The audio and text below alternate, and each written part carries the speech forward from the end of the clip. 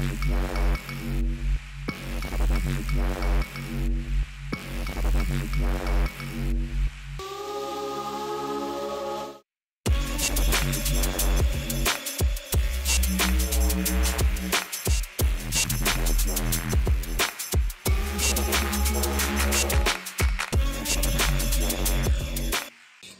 tapi ini nih yang mau tak tanya.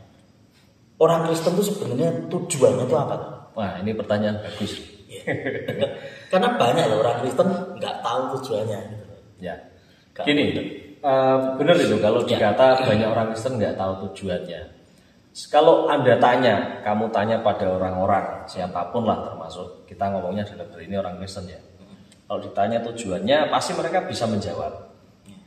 Maksudnya enggak, kita belum ngomong benar apa tidak ya. Tapi ketika ditanya kamu tujuanmu apa, pasti menjawab tujuanku A. Seolah-olah dia punya tujuan. Nah, ada yang memang benar apa yang dijawab itu dia lakukan sebagai tujuan hidup kan, gitu kan. Nah, ada juga yang apa yang dia jawab tidak dia lakukan itu hanya karena ya supaya enggak dikorek lebih banyak ya wis tak jawab kan gitu kan kira-kira. Pokoknya edok-edoknya punya tujuan. Nah, gitu, begitu. Nah, ini kita kalau ngomong tujuan hidup itu gini. Ini saya langsung ngomong ke intinya ya. Iya. Suatu kali saya juga sering bertanya sama orang Kristen. Kamu jadi Kristen sudah berapa tahun? Kemudian sudah lama pasti kan? Karena ini yang saya ajak ngomong adalah orang-orang dewasa ya, sudah berbelas tahun atau puluhan tahun jadi orang Kristen. Jawabannya kebanyakan sama. Rata-rata jawabnya gini, supaya selamat. Gitu. Gak tahu pemirsa juga mungkin berpikiran kenapa jadi orang Kristen ya biar selamat gitu, kira-kira begitu. Nah gini loh, kita ketika menjadi orang Kristen, artinya kita adalah detik pertama awal jadi orang Kristen adalah dengan mempercayai bahwa Yesus adalah Tuhan, Juru Selamat, kan gitu kan?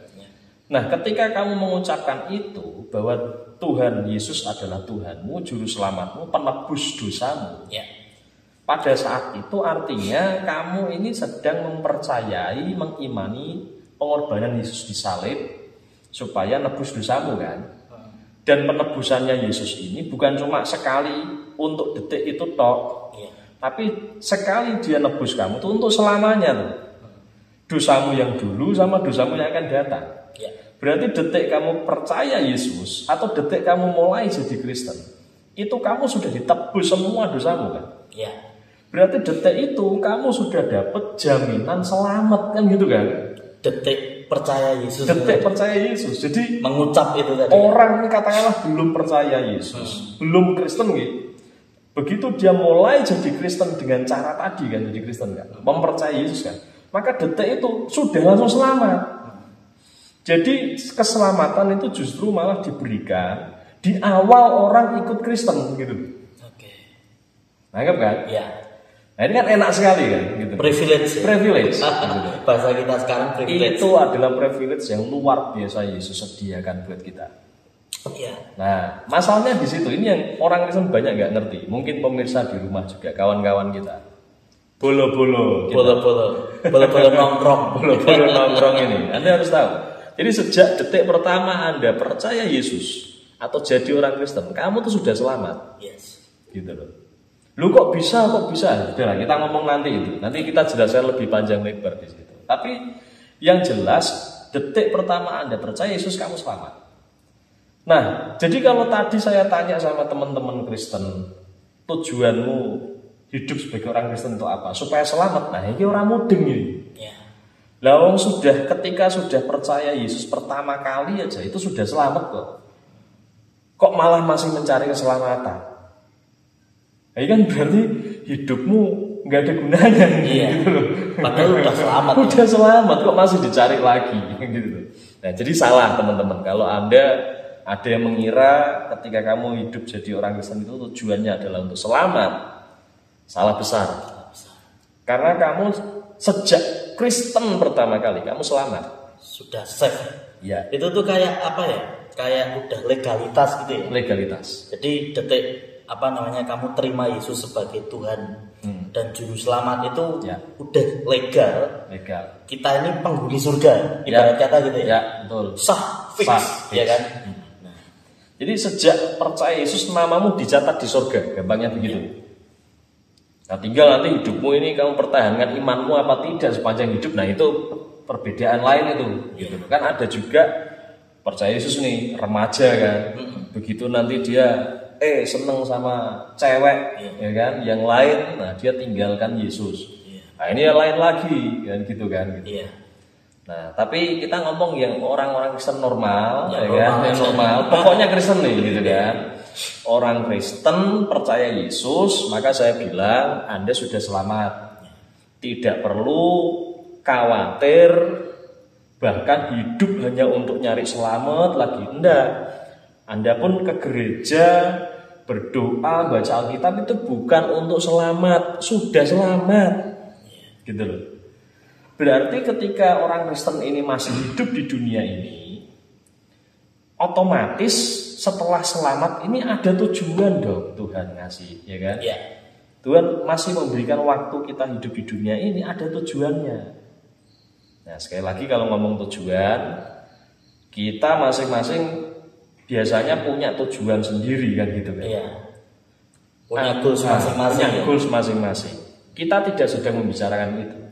Kalau ngomong goalsnya orang masing-masing ya pasti beda-beda. Tapi tolong sekali lagi sebagai orang Kristen, jangan melulu melihat pada diri sendiri terus. Kalau tanya nih pada diri sendiri, kita bisa saling punya tujuan-tujuan sendiri nih, nggak selesai-selesai. Tapi kita juga sebagai orang Kristen punya kewajiban tanya Tuhan, Tuhan, Engkau kok memberikan kami hidup, tujuannya apa? Wong kami sudah Engkau selamatkan, kan gitu kan? Kenapa enggak habis selamat langsung Kau panggil aja kan gitu kan? Kan udah enak. Kan enak itu. Kenyataannya setelah Anda jadi Kristen, setelah selamat masih hidup nih. Berarti itu adalah sebuah pertanda bahwa di dunia ini Tuhan memberimu tujuan. Ada tugas yang harus diselesaikan, kan gitu kan? Dan tugasnya itu ilahi ya, karena yang ngasih Tuhan. Nah, yang ngasih Tuhan otomatis ilahi. Oke ya, sampai di situ paham ya kawan-kawan ya. Nah, sekarang saya mau jelaskan ya. Kalau tadi kan dibilang kira-kira bisa nggak disimpulkan tujuannya apa? Nah, itu hal yang bagus sekali. Gini, suatu kali Tuhan Yesus itu pernah menyimpulkan Alkitab kan. Dia bilang, kasihilah Tuhan Allahmu dengan segenap hatimu, dengan segenap jiwamu, dengan segenap akal budimu, dan dengan segenap kekuatanmu. Di kitab Markus ngomong seperti itu. Kemudian yang kedua dia bilang hukum yang kedua adalah kasihilah sesamamu manusia seperti dirimu sendiri. Tidak ada hukum lain yang menentang hal itu, misalnya gitu. Dari dua hukum itu mengandung semua hukum Allah. Nah, jadi hukum di seluruh Alkitab disimpulkan Yesus dua itu. Itu hukum ya, hukum. Gereja sering menyebut itu hukum kasih, kan gitu kan. Nah, Yesus pernah menyimpulkan seperti itu dan itu benar. Jadi ya saya bukan Yesus, tapi paling tidak saya pernah baca Alkitab penuh nih. Gitu. Jadi bolehlah sekali-kali saya juga kepengen dari semua isi Alkitab ini tujuannya orang Kristen hidup itu seharusnya apa sih? Gitu. Jadi tugas seorang hamba Tuhan itu, bro, tidak melulu soal bagaimana Alkitab diterjemahkan yang wangel-wangel. Umpama kok diajak taruhan, ayo bisa nggak dijelaskan secara lebih rinci jelimet? Ya ayo aku yo iso. Wani ayo gitu loh. Yo bisa seperti itu. Tapi saya juga senang bagaimana Alkitab ini bisa disimpulkan dengan lebih sederhana. Dan kalau itu bisa tepat, itu ilmunya jos itu berarti kayak Yesus. Hikmahnya jos. Yesus itu ya. Ya enggak lanjut bercanda. Tapi paling tidak saya juga akan menyimpulkan tujuan orang hidup sebagai Kristen itu apa. Dan saya punya dua kesimpulan juga. Nah ini teman-teman perlu dengarkan, dicatat ya boleh. Kalau seandainya ini masuk dalam hidupmu, di pikiranmu, di benakmu, pasti ngubah hidupmu. Gitu. Jadi saatnya cuci otak Anda dengan kebenaran. Nah, gitu. Siap. Ini tadi kita baru cemilan. Cemilan tadi. Dari tadi masih bridging terus. Oke, yang siap. mau dicatat boleh, yang mau ditelaah dulu, nanti selesai dicatat juga boleh, tapi biasanya lupa. Mau ngambil kopi dulu, snack dulu boleh. Ya. Oke ya, siap ya. Nah, gitu loh. Saya tidak akan buka Alkitab karena ini kesimpulan. Wah, Oke. gitu kan. Ini testimoni dari baca Alkitab. Ini testimoni dari keseluruhan Alkitab. Anda nggak pernah baca Alkitab, dengarkan sekarang ya. Ya. Rak mau Alkitab, rapopo gak harus baca. Harus baca. Rapopo enak aja. Tapi minimal hari ini tak kasih tahu kesimpulan dari seluruh Alkitab. Ini untuk tujuanmu, karena yang pertama orang tuh harus punya tujuan dulu. Iya. Nah, sekarang tujuannya begini. Kita sebagai orang Kristen hidup, tujuan yang pertama adalah, ini kan ada dua nih. Ya. Yang pertama, kita hidup di dunia ini adalah gimana caranya kita bisa mengalami janji-janji Tuhan.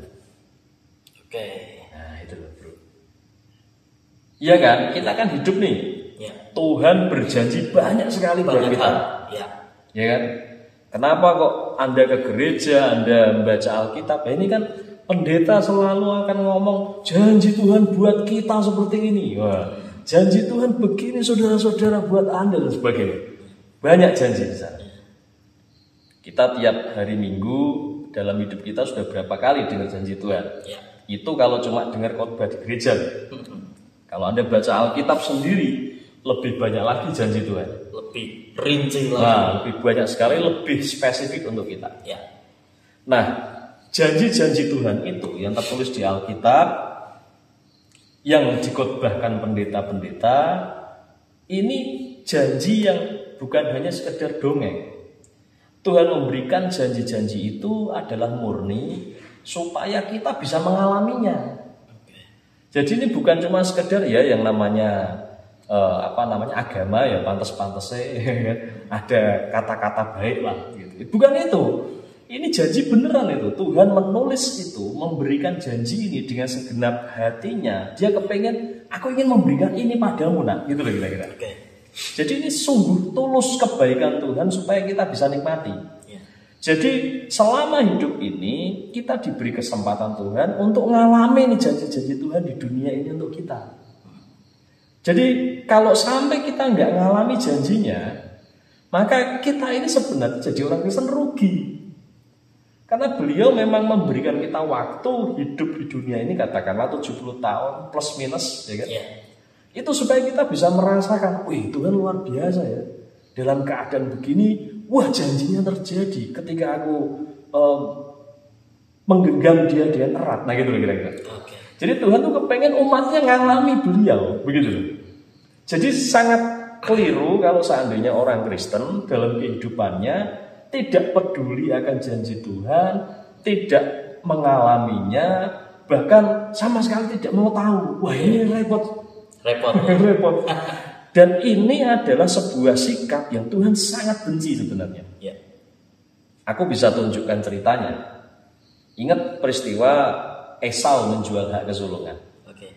Sebenarnya yang diberikan kepada atau dilempar kepada si Yakub itu 2 kali. Okay. Hak kesulungan.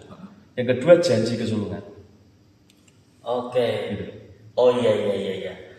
Kalau yang ya apa tadi? Ada 2 tadi apa? Hak kesulungan. Hak kesulungan sama Janji. janji kesulungan. Ya. Yang hak kesulungan itu waktu ngasih bubur itu ya. Ya. Terus yang satunya apa?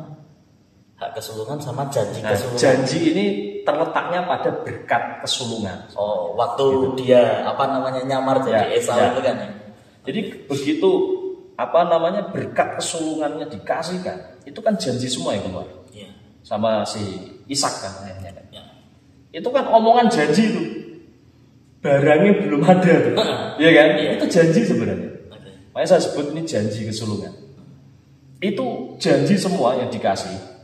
Nah, memang itu tergantung responnya dia juga sih. Yes. Yakub itu adalah orang yang sangat percaya dengan janji. Iya. Gitu loh. Dia percaya ada Tuhan di balik janji-janji itu, gitu. Oke.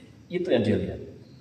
Nah, makanya dia sampai rela lakukan banyak hal. Memang caranya sih nggak bagus sih.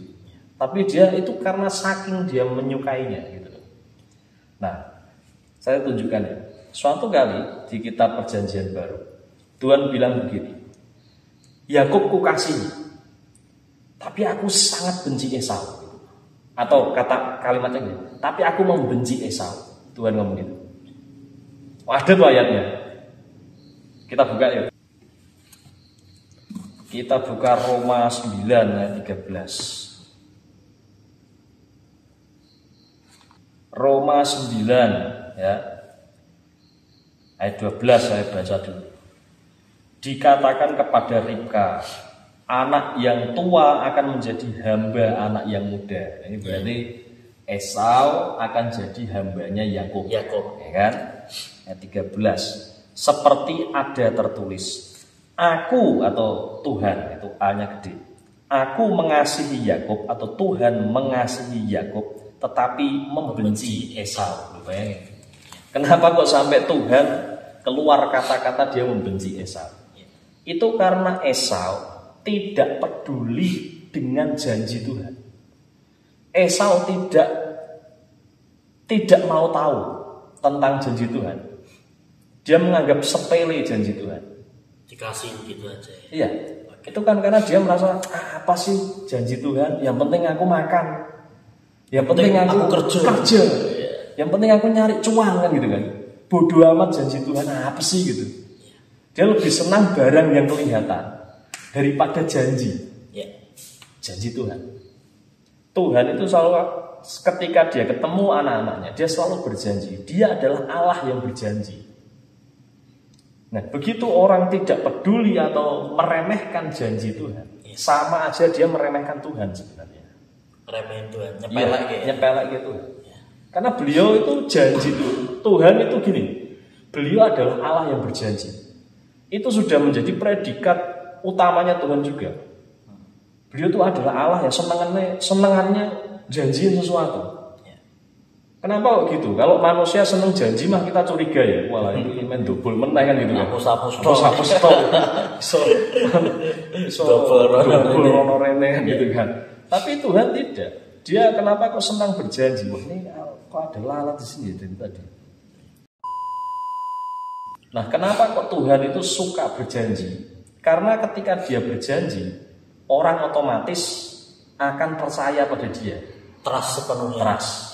Kalau dia berjanji, itulah ujian. Orang percaya sama dia atau tidak. Ketika orang percaya sama dia, dia mestinya percaya pada janjinya kan. Tapi begitu orang, apa sih janji Tuhan? Nggak peduli. Itulah wujud orang sebenarnya tidak percaya sama Tuhan. Di titik nggak peduli sama janji Tuhan, itu udah nggak percaya sama Tuhan. Betul. Dan itu terjadi hari ini. Orang nggak mau baca Alkitab, orang nggak mau nyembah Tuhan, nggak peduli lah ya. Nggak mau cari tahu hatinya Tuhan, nggak mau cari tahu janji Tuhan di hidupnya apa. Pokoknya yang ribet-ribet soal Tuhan ngapain sih? Ngapain sih? Nah itu bukti orang sebenarnya tidak benar-benar mempercayai Tuhan. Nah kita diberi waktu hidup di dunia ini. Tujuan orang Kristen yang pertama adalah mengalami janji-janji Tuhan itu. Itu tujuan yang pertama ya. Mengalami janji-janji Tuhan. Karena justru bagaimana kita bisa mempercayai janjinya, itulah wujud kita mempercayai Tuhan. Gitu loh. Wah asik sih sebenarnya. Asik kan? Jadi orang Kristen itu asik. Sudah terima Yesus, sudah selamat, punya privilege. Ibarat kata lahir ceprot gitu untuk surga, ya kan? Terus waktu di dunia pun tujuannya yang pertama itu ngalami janji Tuhan. Bayangkan itu nikmat sekali. Tambah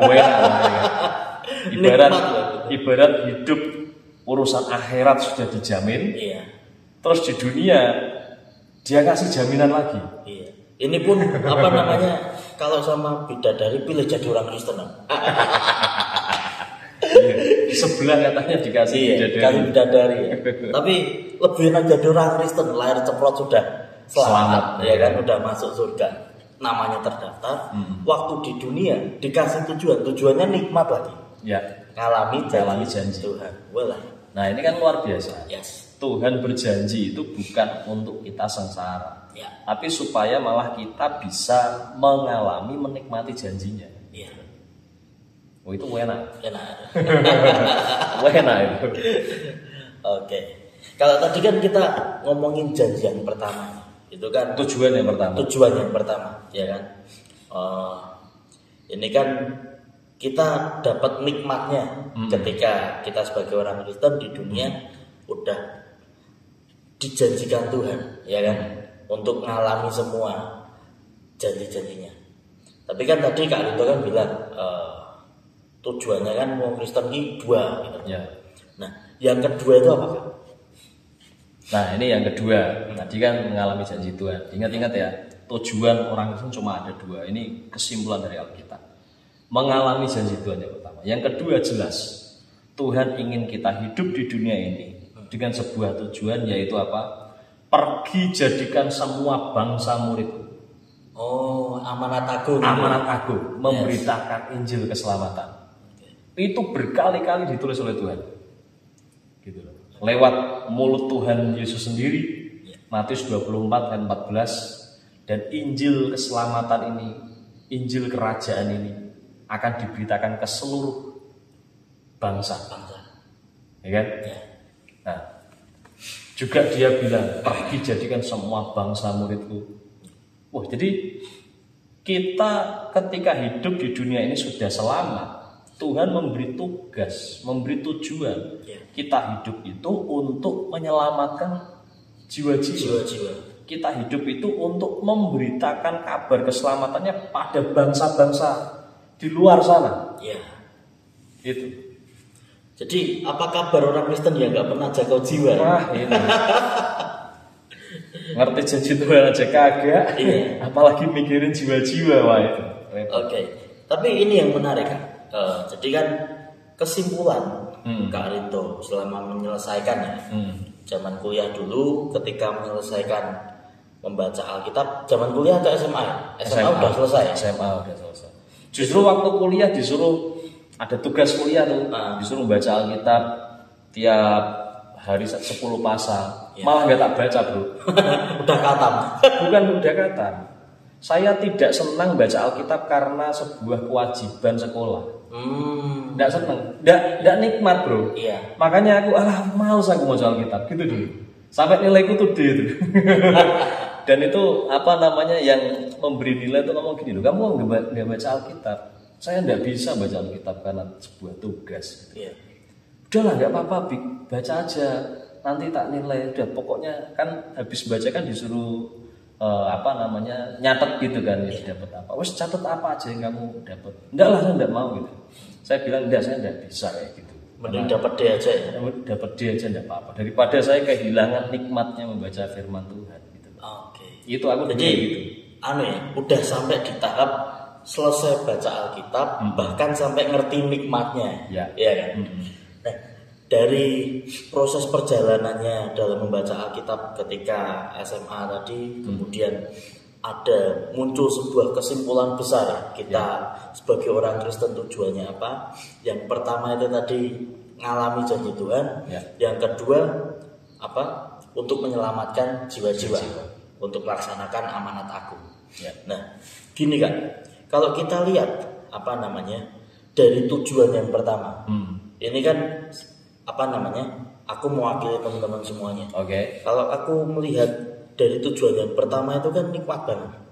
Kita di dunia dikasih tujuan untuk menikmati, mengalami janji Tuhan. Itu kan sesuatu yang sangat nikmat. Tapi orang Kristen kebanyakan ketika melihat tujuan yang kedua, jangkau jiwa, itu biasanya pikirannya udah aneh-aneh. Udah, nanti kalau jangkau jiwa ngomongin Injil nanti dikira Kristenisasi, nanti dirajam batu dan lain sebagainya. Biasanya yang muncul itu malah sesuatu yang negatif di dalam pikiran. Tapi mereka terlalu banyak dalih, ya kita sebagai orang Kristen harus jangkau jiwa, ya kita nggak usah jauh-jauh dulu, yang penting keluarga kita selamat, ya kan? Ya kan, biasanya kan pendeta terus para tua-tua gereja kan biasanya ngasih kemanjaan kayak gitu. Gimana sih nanggepi ini semua kali?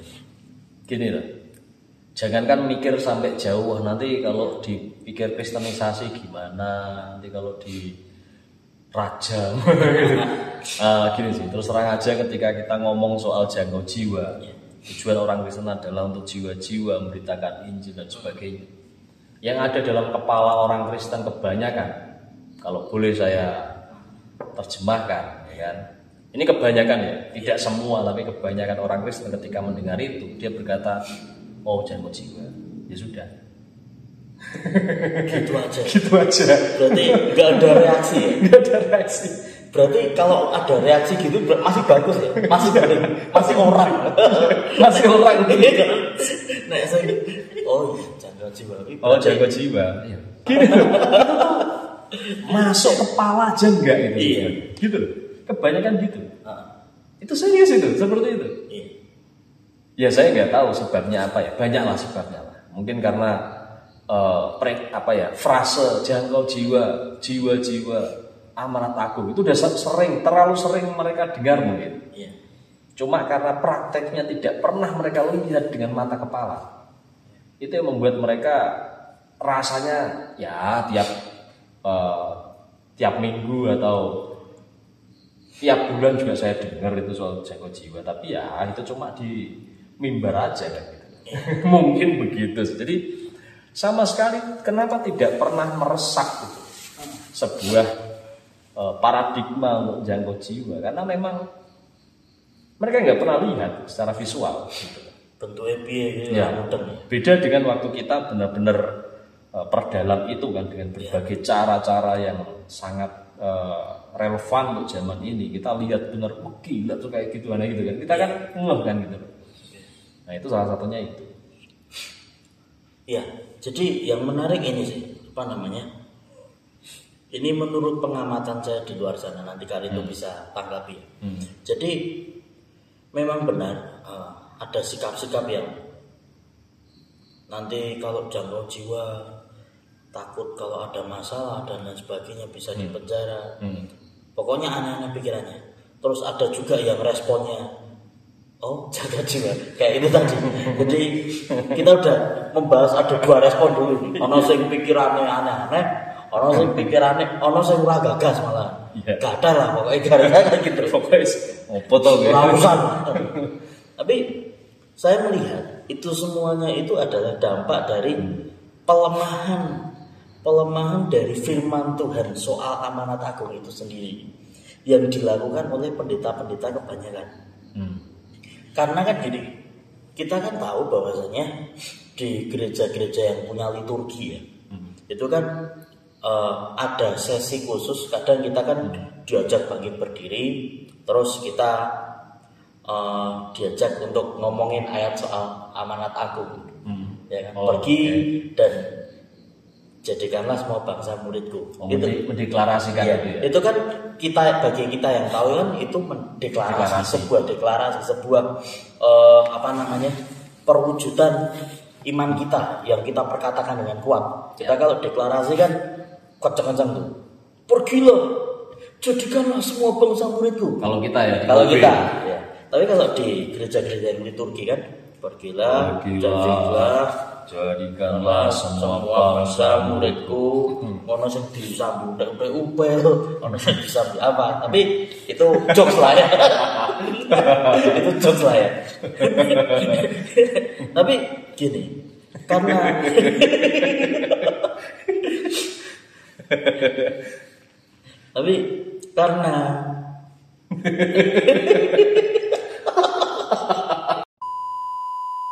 tapi gini, karena itu dilakukan terus-menerus, menjadi sebuah tatanan dalam liturgi gereja.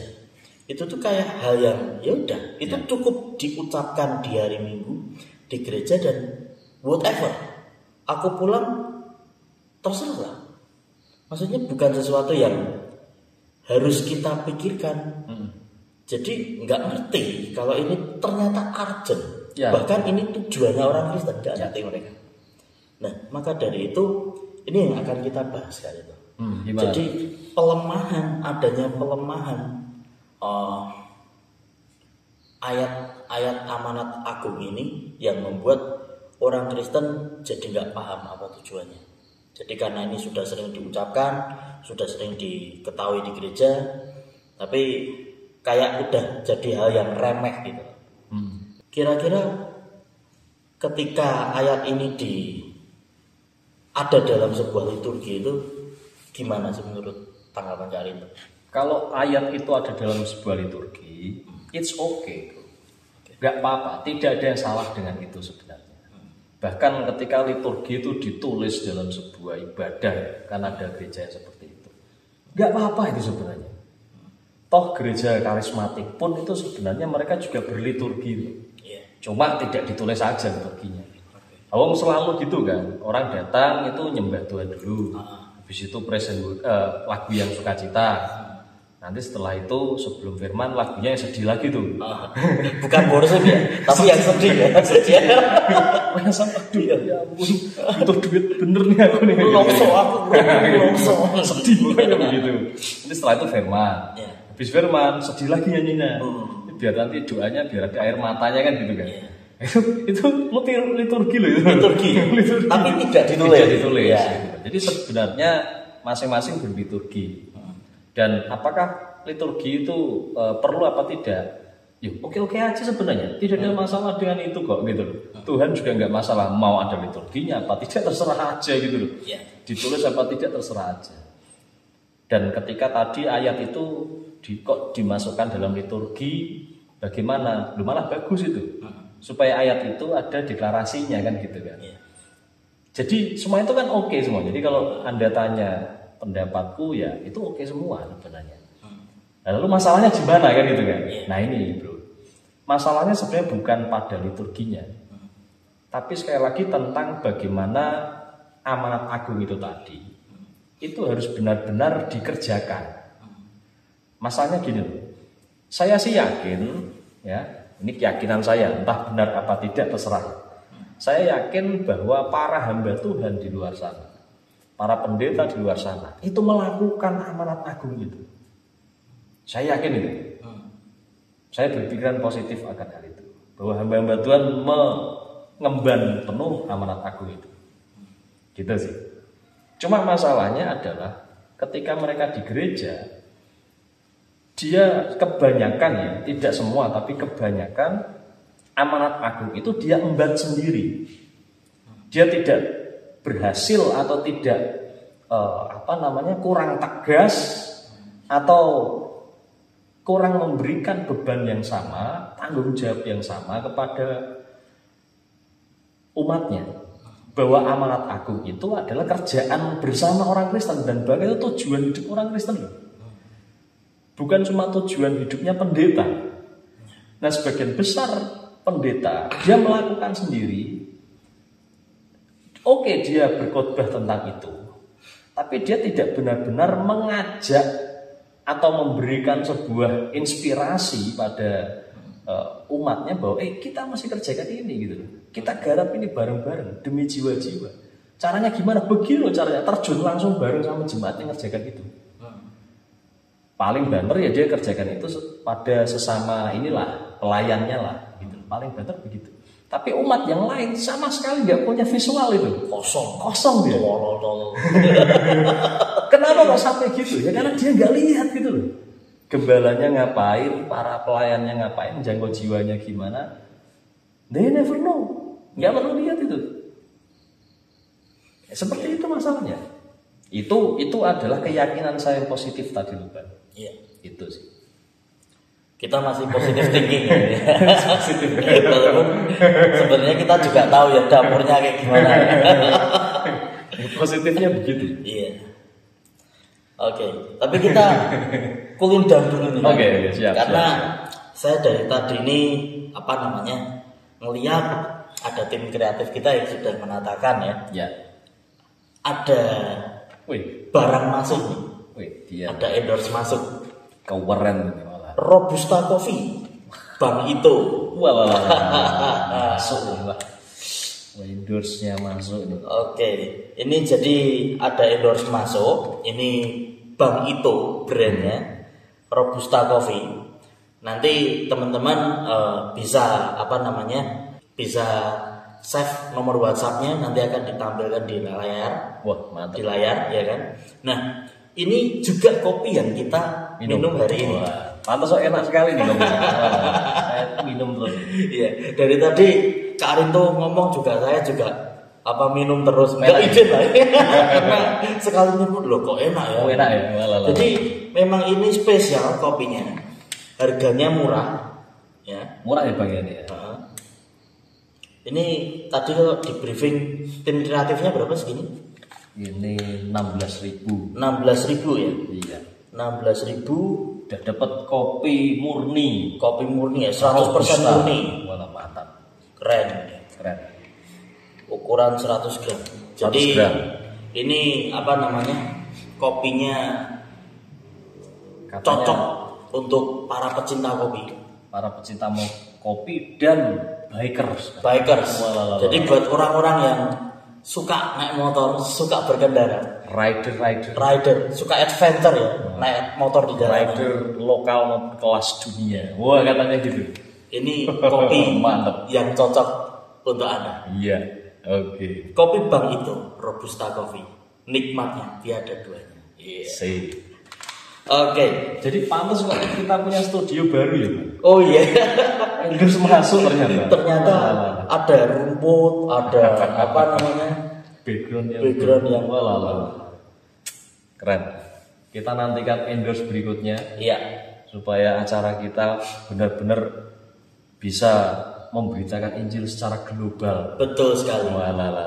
Jadi buat teman-teman yang punya usaha ya, UMKM ataupun brand-brand yang besar, Anda melihat konten ini dan ingin mempromosikan produk Anda di podcast Gereja Tongkrongan, silakan hubungi nomor di bawah ini. Nanti akan kita bantu untuk periklanan di podcast Gereja Tongkrongan. Tapi selain mereka mempromosikan barang, bro, ya, itu begini. Di luar sana itu ada banyak anak-anak Tuhan, mereka yang punya usaha dan sebagainya. Hatinya mulia, hatinya baik ya. Bukan cuma baik, mulia. Mereka pengen benar-benar membantu, memberkati, menabur untuk pelayanan. Kadang-kadang itu tidak mau memperlihatkan produknya. Tidak masalah. Kalau mau memberkati dengan cara itu pun boleh. Ya. Atau hanya sekedar memberkati saja, ya kan? Produknya ditaruh, tidak usah dibicarakan produk saya, misalkan begitu. Ya tidak masalah. Gitu loh, ya kan? Ya. Banyak orang yang baik seperti itu. Ya. Nanti juga bisa hubungi nomor yang sama ya. Ya.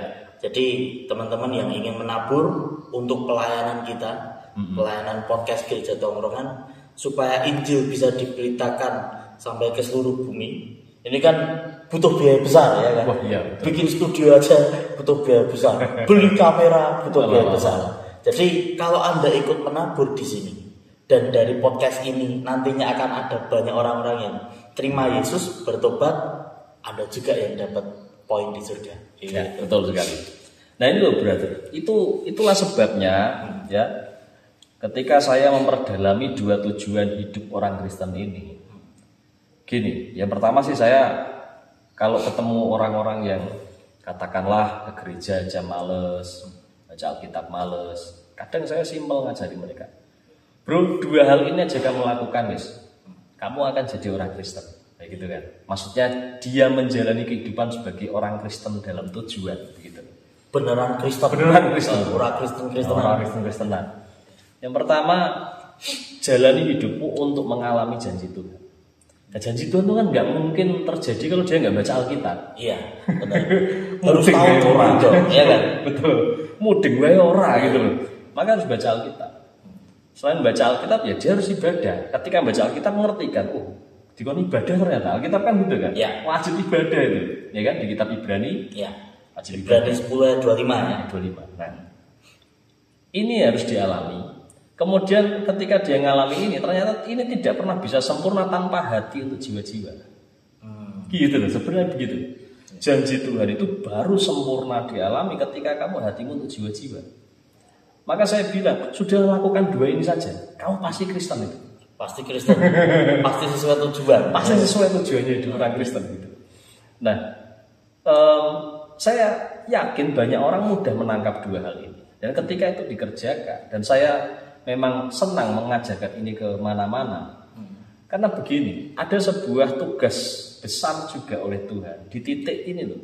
Jangkau jiwa, kemudian beritakan Injil ke seluruh muka bumi, ke semua bangsa. Ini adalah perintah yang sangat Tuhan tekankan di masa kita ini. Yes. Menjelang akhir zaman. Itu sangat ditekankan. Nah, yang menarik, kita buka aja Alkitab kita ya.